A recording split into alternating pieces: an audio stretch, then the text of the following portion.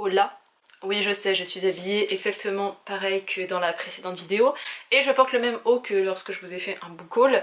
Mais que voulez-vous, quand je trouve des fringues confortables, je les mets tout le temps. Je les lave, je les mets. Bref, on se retrouve aujourd'hui pour un book haul parce qu'il y a eu craquage entre fin décembre et un petit peu au mois de janvier. J'ai aussi eu mes cadeaux de Noël. Une amie m'a offert un cadeau magnifique. Je voulais vous en parler, donc voilà. Pour la petite excuse, j'ai passé une commande sur le site de Gibert aux alentours du 18-19 décembre parce que y avait une promotion en plus de leur promo habituelle, enfin leur promo habituelle. Les livres d'occasion sont un petit peu chers je trouve sur Gibert, mais enfin c'est surtout qu'on sait pas la qualité des livres, on sait pas si c'est dans un très bon état ou pas, donc c'est plutôt ça mon problème. Bref, leurs livres d'occasion sont en général à moins 35, moins 40%. Et là ils faisaient des sortes de soldes, enfin ils bradaient en plus leurs livres d'occasion. Donc au lieu d'avoir du 35, ben, moins 35%, on était plutôt sur du moins 70% que le prix original. Et je suis faible, j'aime la littérature asiatique et j'ai craqué exclusivement pour des bouquins asiatiques, ou en tout cas qui parlent de l'Asie ou d'un pays d'Asie. Donc voilà, on va s'en parler et après je vous montrerai mes derniers achats neufs en papier, en e-book, et je vais faire en sorte que cette vidéo ne dure pas 3 heures, donc c'est parti là. Il y en a un, je sais plus quand est-ce que je l'avais acheté, et je sais plus si je vous l'avais montré, donc je vous le montre dans le doute, surtout que je l'ai lu, donc... Oh, il y a plein de livres que j'ai lus en fait dans cette pile, mais vraiment il y en a plein que j'ai lus, je suis très fière. Bref, il s'agit de Mitsuba, donc c'est le premier tome de Au cœur du Yamato de Aki Shimazaki, qui est une autrice que j'adore, et c'est la première fois que j'aime autant l'un de ses livres. D'habitude je passe des bons moments de lecture, mais là je l'ai vraiment adoré. J'ai hâte de pouvoir vous en parler un peu plus en détail, mais en attendant, achetez-le, faites-moi confiance, il était vraiment très bien. J'ai pas trouvé la suite en occasion, enfin si j'ai trouvé le tome 4, mais j'ai pas trouvé le tome 2 et 3, et voilà, je suis triste, donc bientôt, je pense début février, je craquerai, je m'achèterai la suite de cette saga, en neuf du coup. Mais c'est pas grave, c'est bien investi comme ça mon argent. Je me suis aussi acheté une recommandation de Eva de Perfect Books, je vous mettrai le lien de sa chaîne Twitch en barre d'informations. Si vous ne le savez pas, j'adore Eva, genre vraiment je l'idolâtre. J'ai un petit peu un problème avec ce côté fangirl, mais écoutez, on va être dans le déni encore un petit peu. Il s'agit de Love and Pop de Ryu Murakami, que je prononce très mal, que j'ai lu aussi, qui était pas mal. Alors je pensais à cause de cette couverture un peu mignonnette et tout qu'on était dans le monde des idoles en Japon, et en fait pas du tout. On est bien au Japon, on n'est pas du tout dans l'univers des idoles, on est dans l'univers de la prostitution des lycéennes au Japon, sauf que ce livre a été écrit en 97 les gars. Et déjà en 97 c'était ouf ce qui se passait et c'était très bien dénoncé, et en même temps c'est pas moralisateur et c'est absolument pas regarder ces meufs, ou bref c'est absolument pas mal vu, enfin c'est fait avec bienveillance, donc voilà. J'étais trop contente parce que pour le trouver celui-ci les gars, il n'existe pas en poche et il est plus édité, donc quand j'ai trouvé d'occasion j'étais trop contente. Je me suis aussi acheté, je l'avoue, mon petit plaisir coupable, qui est une romance écrite par une... Je pense qu'elle est française, mais on va dire francophone, parce que ça se trouve elle est suisse ou belge, et j'ai pas envie d'insulter sa nationalité. Mais bref, c'est le petit truc en mode fanfiction. Vraiment, ça serait écrit sur Wattpad, je serais contente, je le lirais, je passerai un bon moment, mais ça a été publié en papier, j'ai dû payer genre 5 € au lieu de 15. Ils sont pas chers en fait. Ah, et je viens de capter qu'en fait c'est la maison d'édition qui fait les magazines de presse. Enfin genre il y a une... Bref, je vais vous montrer. Il s'agit de K-Story, le murmure des papillons. Voilà, de Laura Decoster, je pense que ça se dit comme ça. Ici on est dans l'univers des K-dramas, de petites romances toutes mignonnes, voilà. Enfin, je pense qu'il y a quand même des thématiques assez fortes parce qu'en Corée, le fait d'être une idol ou un acteur, tu peux pas sortir avec tout le monde, n'importe qui, il faut pas se faire prendre surtout. Donc voilà, j'ai hâte de lire ça, je sais que ça risque d'être un peu cucu, ça se trouve je vais chialer parce que je chiale tout le temps pour les trucs un peu cucu, mais il me donnait bien envie et je voyais pas forcément, je croyais qu'il était genre à 19 balles, mais non, 15 € j'aurais pu l'acheter en neuf. Mais bref, très contente de l'avoir trouvé d'occasion. Je me suis aussi acheté un livre, si vous aviez pas suivi la petite histoire, je voulais un livre, sauf que mes parents pour Noël je leur ai fait une wishlist des livres que je voulais le plus et celui-ci en faisait partie. Quand on a été à Lyon avec ma mère en décembre, il était en occasion. On va dans le premier Gibert à Vaux-en-Velin, là près de Lyon. Je le vois et j'étais là, maman. Et elle me dit oui mais je sais pas, c'est ton père qui a été acheter les livres. Voilà, on va au Gibert de Bellecour et il y est encore en occasion. Et là je suis, maman. Elle me dit oui mais c'est ton père qui les a achetés les livres, je ne sais pas. Et moi je pensais que c'était mon père qui avait choisi, mais non, c'était ma mère quand même. Donc c'était, je pense, un meilleur choix, parce que mon père il y en a juste marre d'entendre ma mère, enfin d'entendre les K-dramas que ma mère regarde. Bref, je vais sur le site de Gibert et là je vois qu'il est passé à moins 60%, moins 70%. Il s'agit de Destin trafiqué de Qidong. Je suis désolée, je le prononce sûrement très mal. C'est du chinois. Et je ne sais plus de quoi ça parle, mais je me souviens que le libraire de la librairie, le Phénix, j'ai besoin de le placer à chaque vidéo, vous le savez, hein, l'avait conseillé, et je crois que c'était Laura qui l'avait lu, et bref, regardez, on dirait qu'il est neuf le bouquin. Et j'adore les parutions de chez Actes Sud, sauf que les parutions de chez Actes Sud, 23,50 €. Alors, je vais vous dire exactement le nombre de pages, comme ça on pourra pas dire que je suis médisante, mais il fait, très exactement, on va peut-être pas mettre les notes de l'auteur, 353 pages. 23,50 € pour 353 pages. C'est un peu abusé. Donc quand je peux les trouver d'occasion, surtout dans cet état, je les prends. Mais j'aime vraiment leurs trad, vraiment les trad Actes Sud de littérature asiatique, pépite, j'aime vraiment beaucoup. Hein. Et le dernier que j'avais repéré sur le blog de Nadège, de Planète Diversité, qui est toujours présent mais qui n'est plus actualisé. Il est en arrêt en fait. C'est Ne le dis pas à papa de Emmanuel Han. Donc je ne sais pas trop de quoi il s'agit. Enfin si, je sais un petit peu, c'est un roman jeunesse parce que c'est chez Actes Sud Junior. Junior, ouais. C'est une fille qui a des origines asiatiques mais qui est pas tout à fait, je crois que c'est française. Je sais pas d'où elle vient. Bref, elle est pas tout à fait chinoise, elle est pas tout à fait, entre guillemets, blanche. Et elle sait pas trop où est son identité là-dedans et elle va aller dans les traces de son grand-père, je crois. Bref, elle va traverser quelques pays, continents pour rejoindre la Chine. Et la Chine c'est très grand, c'est très vaste et il y a plusieurs cultures dedans. Donc voilà, j'avais hâte de voir ça sous le point de vue vraiment jeunesse, junior. Enfin, une jeune adolescente c'est quand même un autre regard et j'avais hâte de découvrir ça. Et encore une fois, Actes Sud, j'ai pas trop de doute là-dessus en fait. J'ai aussi été gâtée pour Noël parce que mes parents m'ont offert 2 livres du coup, qui sont dans ma wishlist, je vous l'ai dit un petit peu plus tôt. Il s'agit de La Reine d'Itaewon de Sandrine Olin, qui parle de la communauté queer en Corée. Il est tout petit, il est déjà lu, et vous attendrez d'avoir mon avis, mais voilà, je l'ai reçu, j'étais très contente. Et le deuxième, que je suis en train de lire, mais les gars, j'ai espoir de le finir aujourd'hui. J'en suis à 91 pages sur 146. Ah oui, donc vraiment je vais pouvoir le finir aujourd'hui. Il s'agit de Battre les cartes de Yoon Chang Jin, que je prononce encore une fois très mal, je suis désolée, vraiment. Alors, c'est un peu trompeur, je me souviens d'avoir vu une chronique de la librairie Le Phénix, je crois que c'était sur Instagram ou sur leur newsletter, je sais plus, enfin bref, qui disait que ça dépeignait bien une certaine époque de la Chine, et je ne savais plus quelle ville de Chine, et il s'agit de Shanghai. Et je connais pas trop la Chine parce que la seule littérature que je lis c'est de la littérature assez engagée et féministe. Là on est sur toute autre chose et je suis assez surprise de ma lecture et je peux pas vous dire que j'adore, que c'est génial, que c'est incroyable, que l'histoire est ouf. Parce qu'en fait c'est une suite de nouvelles et j'avais pas compris ça parce que quand je vois pas trop les cartes je me disais oh bah ça va être plusieurs trucs. C'est plein de petits récits, c'est écrit dans le résumé mais dans ma tête ça avait pas fait tilt. Donc c'est plein de petits récits, il y en a 1, 2, 3, 4, 5, 6, 7, 8, 9 et ça parle de ce qui s'est passé un peu avant et après la révolution culturelle en Chine et ça parle de plusieurs choses qui se passent à Shanghai et un petit peu la Chine du Nord, la Chine du Sud, tous les changements et c'est juste des sortes de tranches de vie un peu à la japonaise mais différemment parce qu'on s'attarde pas forcément sur les personnages mais un peu plus sur la vie en général et sur un peu ce qui se passe dans le pays et j'aime bien. Franchement je peux pas vous dire que c'est un énorme coup de cœur et tout mais j'aime vraiment bien donc voilà, je vais le finir aujourd'hui. J'ai aussi reçu un autre petit livre, je sais pas si c'est vraiment pour Noël ou si c'est juste pour me faire plaisir mais Cécilia, tu n'imagines même pas le cadeau incroyable que tu m'as fait, genre vraiment. J'adore la bouffe coréenne, enfin j'adore la bouffe asiatique et surtout la nourriture indienne parce que une grande partie de la population est végétarienne, du coup il y a plein de recettes végétariennes et dernièrement j'ai appris qu'il y avait des nonnes en fait bouddhistes en Corée qui valorisaient vraiment la nourriture végétale et que techniquement le bouddhisme c'est un régime végétarien. Sauf qu'il y a le bouddhisme en Inde, qu'on connaît souvent, et il y a aussi le bouddhisme en Corée, qui est un petit peu différent, et en fait j'ai regardé ce reportage et j'étais fascinée par la façon qu'avaient ces nonnes de préparer à manger, et le respect qu'elles avaient envers les aliments, envers la nature, envers la vie, et bref, j'étais... vraiment j'aimais trop. Et je me suis un peu plus intéressée à l'origine de la nourriture coréenne, là où d'habitude je regarde les tteokbokki dans une K-drama et je suis là, oh c'est trop bon, et c'est vrai que c'est trop bon. Je me suis un petit peu plus renseignée, et j'ai commencé à faire un peu plus de recettes variées.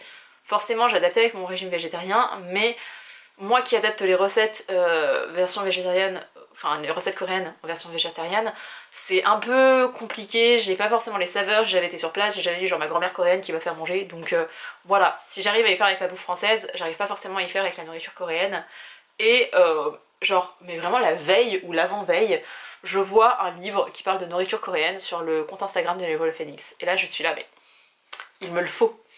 Je vois qu'il coûte un peu cher, je le mets même dans ma wishlist, et vraiment je reçois le livre que m'a offert Cecilia, et j'étais là. Regardez-moi, alors déjà regardez la taille du livre. Oh, c'est un livre de recettes, c'est The Korean Vegan, donc les recettes de Joan I. Molinaro. Ça doit pas du tout se prononcer comme ça. C'est cette petite dame qui tenait un blog où elle partageait ses recettes coréennes, véganes du coup. Et elle s'est mise à partager un petit peu l'histoire de sa famille. J'ai commencé à y lire et là c'est un mélange d'histoire de vie, enfin de la vie de ses grands-parents surtout, et de sa grand-mère avec qui elle a un lien particulier, et la nourriture. Donc voilà, il y a des petites explications où elle donne différents aliments, et ensuite vous avez les recettes triées par plein d'autres choses. Donc voilà, c'est trop bon. Oh là là, un ragoût de fèves de soja fermenté. D'ailleurs il y a une nouvelle boutique, enfin ça fait 1 an qu'ils sont installés, mais j'ai enfin mis les pieds dans la boutique, la deuxième boutique asiatique de ma ville. Et ils sont très sympas là-bas. Mais il y a pas mal de trucs, il y a vraiment le choix même au niveau produits frais. Donc je suis très contente, je vais y remettre les pieds. Et du coup vous avez plein de petites recettes qui sont très bien expliquées, c'est pas trop compliqué pour moi. Non mais regardez-moi ça, les tteokbokki au curry. Oh, j'aime beaucoup trop les galettes de riz les gars. Voilà, non mais regardez la beauté du livre, vraiment je suis amoureuse.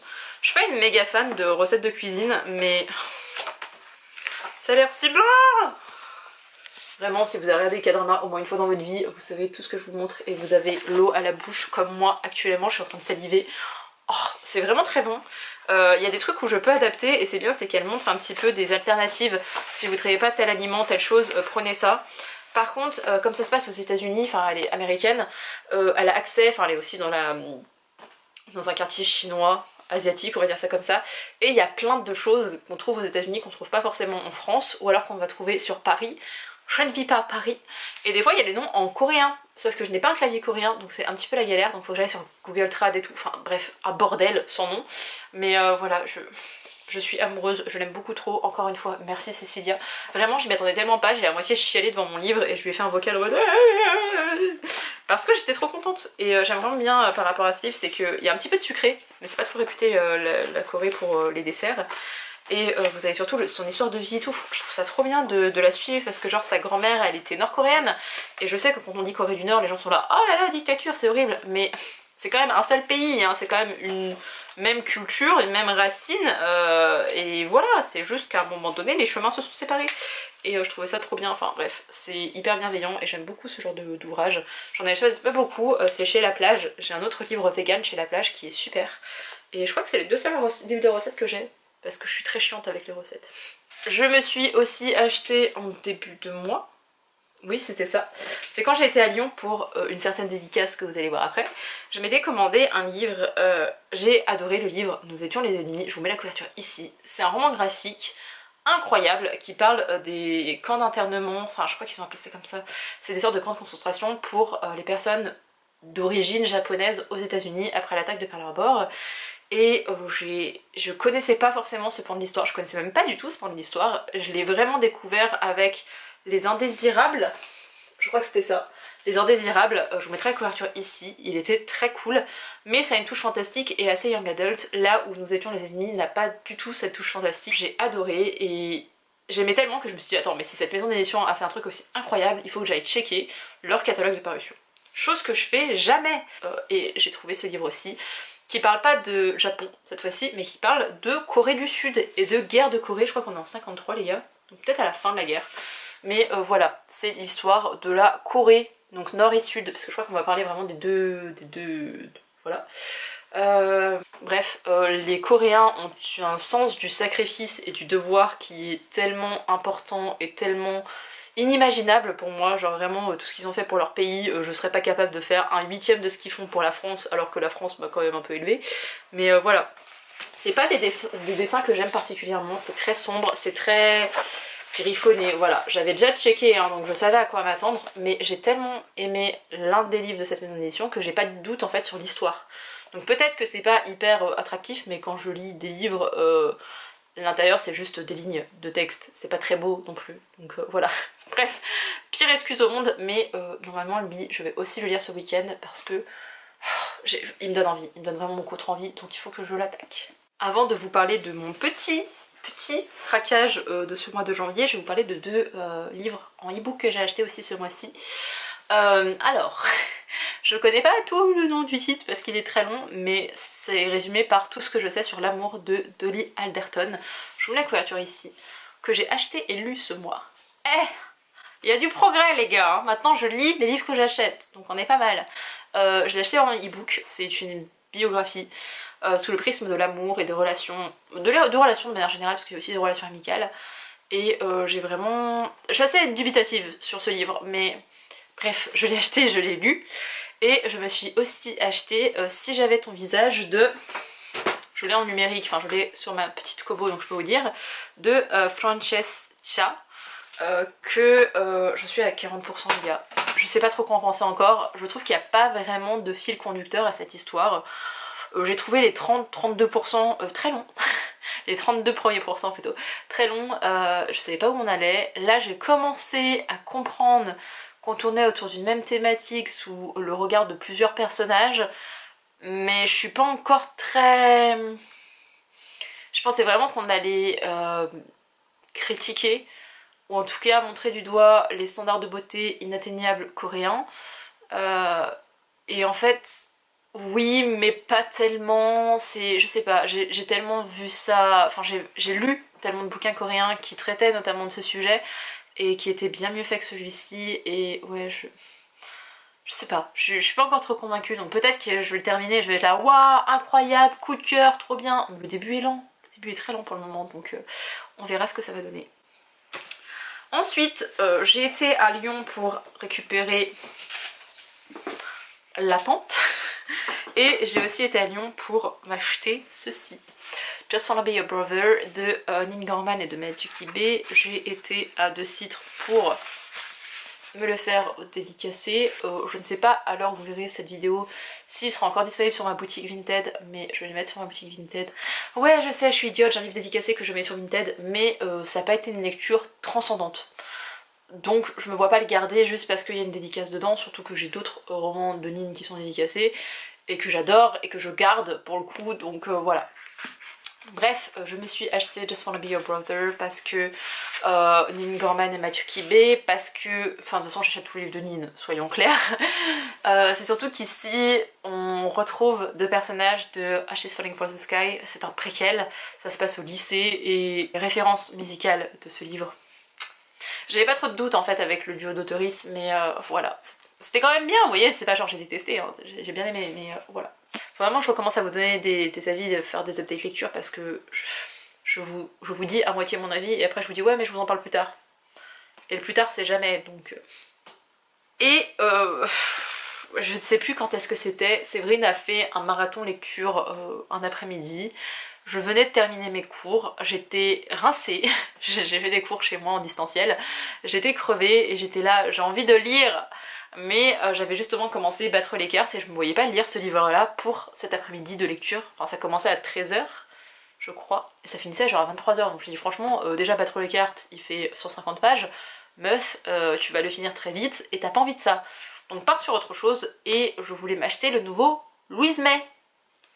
Je vais donc à Cultura, j'achète mes petits carnets que j'avais besoin pour mes cours, et je passe, je sais pas, 20 minutes au rayon littérature, et je ne trouve pas le Louise May. Je vais au rayon young adult, je regarde les romances, je regarde tout, hein, vraiment. Mais la seule chose qui me donnait envie, c'était un thriller français. Je voulais un thriller français. Et j'avais vu le Jérôme Bray un peu plus tôt, mais moi je voulais Louise May. Il n'y était pas. Je check sur internet et j'apprends qu'il n'est pas encore sorti. Ce qui me paraît un peu bizarre, mais je me dis ok, il est pas sorti, bah tant pis, bah voilà. Donc je me suis acheté le nouveau Jérôme Bray parce que j'ai lu 3 de ses romans. Il en a publié bah, du coup 4 avec celui-ci puisque je l'ai lu. Mais j'ai acheté, j'ai lu du coup 4 sur... J'ai lu 4 de ces 6 romans. Franchement, alors comme ça de mémoire, de ce que je me souviens de ce que j'ai lu en thriller, j'en ai pas lu non plus des masses. Je crois que c'est vraiment mon préféré, Les Refuges de Jérôme Loubry.